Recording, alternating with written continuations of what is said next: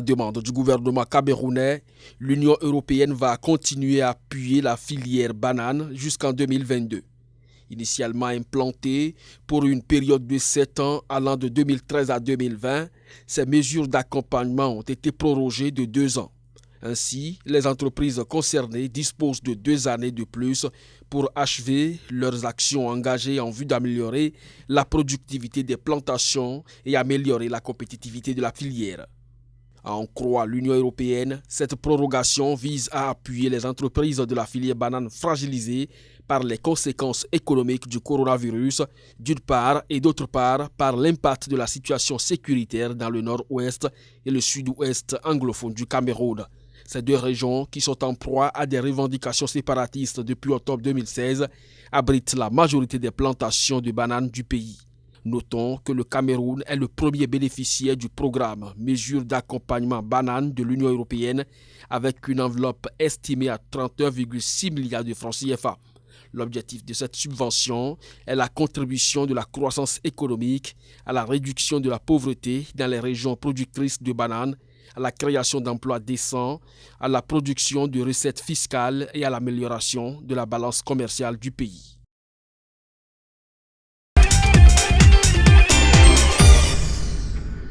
Face aux conséquences de la pandémie de coronavirus, le Niger réajuste son budget 2020. Le pays a opté pour une hausse de 6,15% du dit budget. Il passe ainsi de 2266,15 milliards de francs CFA à 2405,53 milliards de francs CFA, soit une augmentation de 139,38 milliards. Ce réajustement est censé, entre autres, aider le pays à faire face aux effets socio-économiques de la pandémie de Covid-19. En effet, la crise sanitaire mondiale due à cette pandémie engendre au Niger des conséquences néfastes sur le plan socio-économique. Il s'agit notamment des pertes de recettes et des augmentations de dépenses qui rendent nécessaire une modification des prévisions budgétaires initiales. Les ajustements effectués portent précisément sur certaines mesures fiscales, des annulations et des ouvertures additionnelles de recettes, ainsi que des annulations et des ouvertures de crédit. Adopté en Conseil des ministres, le projet de loi portant première rectification de la loi de finances pour l'année budgétaire 2020 va être transmis à l'Assemblée nationale pour adoption.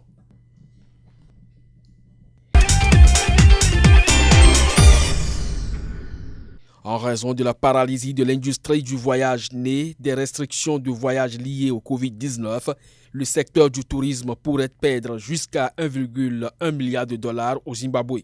À en croire les autorités du pays, la pandémie est arrivée à un moment où le secteur du tourisme local était déjà en difficulté avec une baisse de 11% des arrivées de touristes en 2019 par rapport à la même période en 2018. Pour le Zimbabwe, 3 scénarios différents se présentent aujourd'hui pour mesurer l'impact possible du Covid-19 sur le secteur touristique. Le premier scénario, dit meilleur, pourrait voir le pays perdre 30% des arrivées de touristes et terminer l'année avec 1,6 million d'arrivées. Ce scénario parle de l'hypothèse que la pandémie de coronavirus sera bientôt maîtrisée, que les restrictions de voyage seront levées d'ici le 2e semestre. Le deuxième scénario, dit intermédiaire, suppose une baisse de 60% des arrivées résultant du Covid-19, ce qui pourrait amener le Zimbabwe à enregistrer environ 920 000 arrivées de touristes d'ici la fin de l'année. Le troisième et dernier scénario, qualifié de pire, suppose une baisse de 85% des arrivées pour clôturer l'année à 350 000 arrivées touristiques. Cela repose sur l'hypothèse que les restrictions sur les voyages internationaux persistent jusqu'à la fin de l'année, en particulier dans les principaux marchés d'Europe et des États-Unis. En vue de faire face au choc économique que subit le tourisme zimbabwéen, le gouvernement a mis en œuvre un certain nombre de mesures dont la création d'un fonds renouvelable pour le tourisme avec l'injection d'un capital d'amorçage de 20 millions de dollars ainsi que l'exonération de la TVA payable par les touristes nationaux pour l'hébergement et les services. Les autorités zimbabwéennes prévoient par ailleurs de reporter la liquidation des devises étrangères payées par les clients internationaux et de régler toutes les factures en souffrance avec les acteurs du secteur du tourisme. Selon les projections du Fonds monétaire international, La croissance économique du Zimbabwe devrait être fortement négative en 2020 et ressortir à moins 7,4%. 135,56 milliards de francs CFA, soit environ 226 millions de dollars. Ainsi s'élève le décaissement que le conseil d'administration du Fonds monétaire international a approuvé en faveur du Cameroun au titre de la facilité de crédit rapide. Objectif, aider le pays à répondre aux besoins urgents de la balance des paiements résultant de la pandémie de Covid-19. Selon le Fonds monétaire international, le Cameroun est confronté à de sérieux défis liés à la pandémie de Covid-19 et au choc des termes de l'échange. En effet, la faiblesse de la demande mondiale, la baisse des prix des produits de base et les mesures de confinement national pèsent sur les perspectives et entraînent des effets économiques et sociaux négatifs importants. Les chocs ont provoqué des pressions budgétaires et un besoin urgent de balance des paiements. Pour le Fonds monétaire international, les autorités camerounaises prennent plusieurs mesures pour contenir la propagation de la maladie, augmenter les dépenses de santé et de protection sociale et apporter un soutien aux entreprises et aux ménages touchés.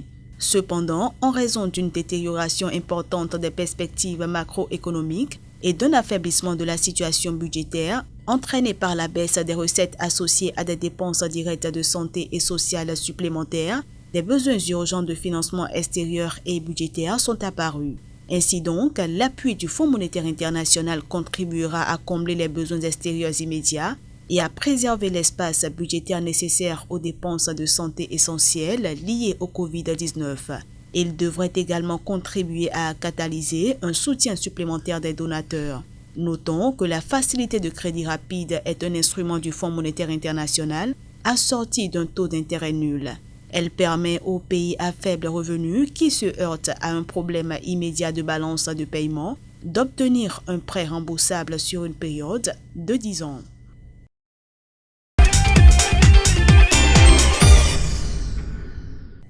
En dépit des récentes agitations enregistrées sur le marché mondial du blé, l'Égypte devrait toujours tirer son épingle du jeu.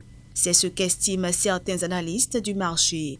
Même si une éventuelle hausse des prix de la céréale pourrait être problématique pour le budget de l'exécutif égyptien, il reste hypothétique d'envisager que le pays des pharaons arrive à manquer de blé en raison de son importance géostratégique. En effet, l'Égypte est le premier marché mondial du blé avec une consommation de 20 millions de tonnes et des importations tournant autour de 12 millions de tonnes. Ceci grâce au programme de subvention du pain déployé en faveur de plus de 111 millions de personnes. Aussi, la suspension jusqu'au 1er juillet des exportations de blé annoncées par la Russie ne devrait avoir que très peu d'incidence sur les contrats déjà passés avec l'Égypte, qui est un marché crucial pour Moscou car absorbant près du quart des expéditions de la Russie, premier fournisseur de l'Autorité générale des approvisionnements, avec un volume de 17,5 millions de tonnes de blé sur les 6 dernières années, loin devant la France, qui totalise 4,1 millions de tonnes.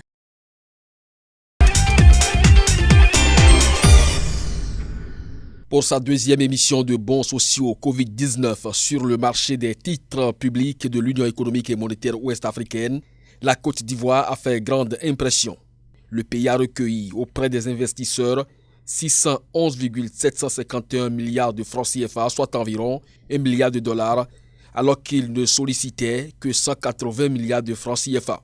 Il s'agit d'une offre de bons assimilables du Trésor dénommée Social Covid-19, émise sur une maturité de 3 mois et souscrite à un taux de couverture exceptionnel de 339,86%. Le taux moyen pondéré s'est situé à 3,2176% et le taux marginal à 3,3498%. Le rendement moyen pondéré s'est quant à lui établi à 3,24%. Cette opération constitue la deuxième émission de bons sociaux Covid-19 sur le marché des titres publics de l'UEMOA effectuée par la Côte d'Ivoire après celle du 27 avril 2020, ce qui porte à 360 milliards de francs CFA le montant total mobilisé par le pays sur ce marché au titre de la lutte contre le nouveau coronavirus. Selon le programme provisoire d'émission de bons sociaux Covid-19 publié par l'agence UEMOA à titre, la Côte d'Ivoire envisage de lever au total 535 milliards de francs CFA à l'issue de 3 opérations. La prochaine est initialement fixée au 11 mai 2020. Rappelons que les bons sociaux Covid-19 ont été conçus pour permettre aux États de l'UEMOA d'avoir la possibilité de lever rapidement des financements en attendant la rentrée des fonds dans le cadre de la lutte contre la pandémie. Le plan de trésorerie des États pour rembourser cette dette est alimenté par les engagements des partenaires techniques financiers des États.